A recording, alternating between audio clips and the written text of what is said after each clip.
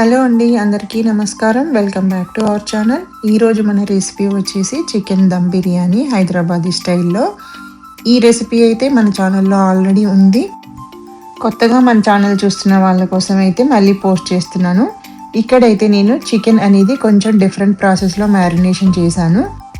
అది ఎలా చేశాను ఏంటి అనేది ప్రాసెసింగ్లోకి వెళ్ళి చూసేద్దాము. టిప్స్తో సహా చెప్పాను. వీడియో ఎండ్ వరకు చూడండి.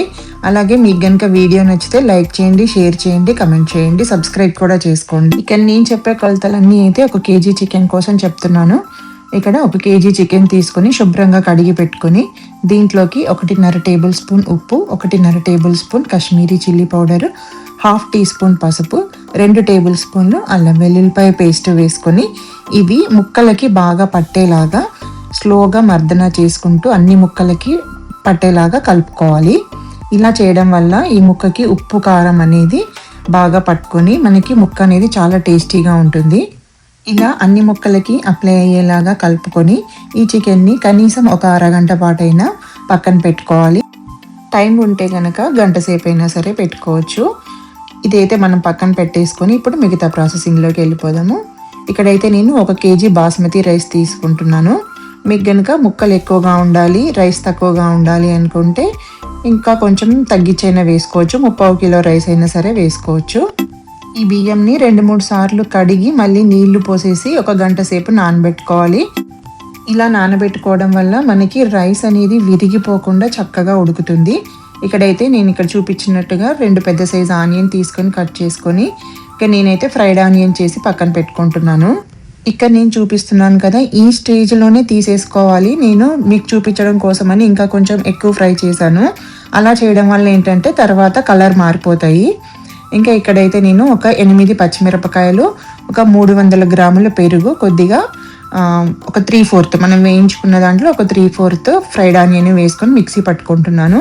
ఇక్కడ పెరుగు అయితే మొత్తంగా ఒక 300 గ్రామ్స్ తీసుకోవాలి. నాది మిక్సీ జార్ చిన్నది కాబట్టి నేను ఒకేసారి వేస్తే అంత పైకి స్పిల్ అవుద్దని చెప్పేసి నేను తర్వాత కలుపుకుంటున్నాను.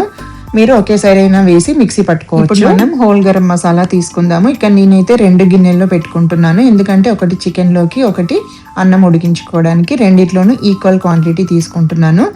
దాంట్లో ఒకటి, దీంట్లో ఒకటి అనాస పువ్వు, దానిలో ఒకటి, దీనిలో ఒకటి నల్ల యాలక్కాయ, అలాగే 2 ఇంచులు దాల్చిన చెక్క, ఒక 3 లవంగాలు, ఒక 1/2 టీ స్పూన్ సాజీరా, అలాగే కొన్ని మిరియాలు, ఒక 4 లేదా 5, దాంట్లో 5, దీంట్లో 5 మిరియాలు, దాంట్లో ఒకటి, దీంట్లో ఒకటి బిర్యానీ ఆకు, అలాగే ఇక్కడ బ్లాక్ స్టోన్ ఫ్లవర్ తీసుకుంటున్నాను. జాపత్రి ఉంటే మీ దగ్గర జాపత్రి కూడా తీసుకోవచ్చు. నా దగ్గర జాపత్రి లేదు. అలాగే 4 యాలక్కాయలు.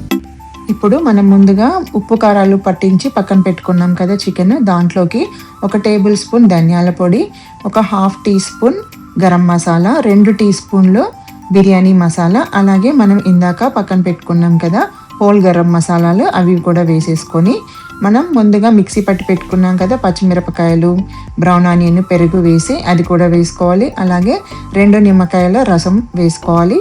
కొద్దిగా కొత్తిమీర, కొద్దిగా పుదీనా వేసుకోవాలి.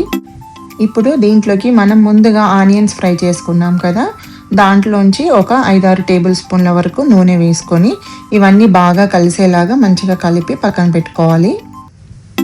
ఈ చికెన్ని పక్కన పెట్టేసుకొని ఇప్పుడు మనం రైస్ ఉడికించుకోవడానికి నేను ఆల్రెడీ నీళ్లు పెట్టేశాను. దీంట్లోకి మనం పక్కన పెట్టుకున్న హోల్ గరం మసాలా, అలాగే ఉప్పు వేసుకోవాలి. ఈ ఉప్పు అనేది మనకి టేస్ట్ చూసినప్పుడు సముద్రపు నీళ్ళలాగా ఉప్పగా ఉండాలి, అంత వేసుకోవాలి. ఇప్పుడు మనం ముందుగా పెట్టుకున్నాం కదా బాస్మతి రైస్, అవి కూడా వేసుకోవాలి. నీళ్లు మరిగేటప్పుడు వేసుకోవాలి. తర్వాత మనం ఇందాక ఫ్రైడ్ ఆనియన్లోంచి ఉంది కదా ఇంకా ఆయిల్, ఆ ఆయిలే వేసుకోవాలి. దీంట్లో లేదు అంటే నెయ్యి అయినా వేసుకోవచ్చు. ఇది స్లోగా కలిపి ఉడకనివ్వాలి. ఈలోగా మనం చికెన్ని కూడా ఒక 10 నిమిషాలు ఉడికించుకోవాలి. దానికోసం మనం బిర్యానీ దేంట్లో అయితే వండుకోవాలనుకుంటున్నామో ఆ గిన్నె పెట్టుకొని దాంట్లో ఒక 2 టేబుల్ స్పూన్లు నెయ్యి వేసుకోవాలి. ఆ చికెన్ కూడా వేసి ఉడికించుకుంటుండాలి. ఈలోగా మనకి ఇక్కడ ఒక 50% వరకు రైస్ ఉడికితే సరిపోతుంది. ఫస్ట్ లేయర్కి 50% ఉడికిన రైస్ వేసుకోవాలి.